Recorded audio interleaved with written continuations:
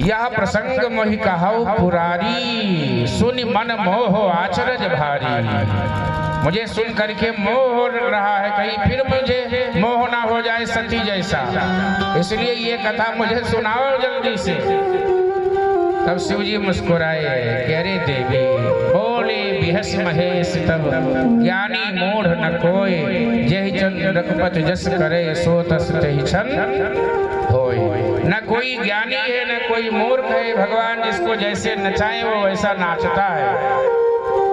बोले हमें ये कथा सुनाइए। हम कथा सुनाते हैं कि एक बार नारद जी हिमालय पर्वत की गुफा में तपस्या करने के लिए जाते हैं, और जब तपस्या करने गए तो नारद जी को श्राप मिला हुआ है कि 2.5 घड़ी से ज्यादा आप कहीं रुक नहीं सकते हैं।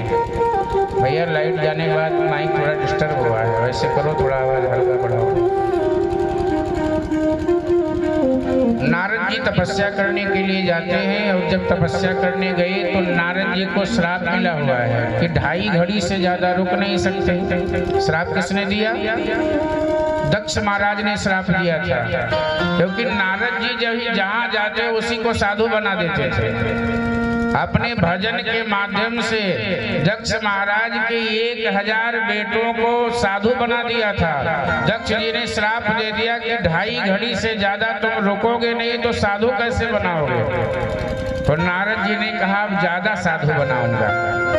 वो कैसे?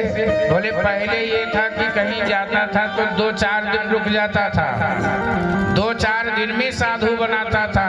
अब तो 2.5 घड़ी ज्योतिष का 1 घंटा होता है, अब तो 1 घंटा में ही साधु बना के निकल जाऊंगा, अब ज्यादा काम करूंगा। श्राप देते रहो।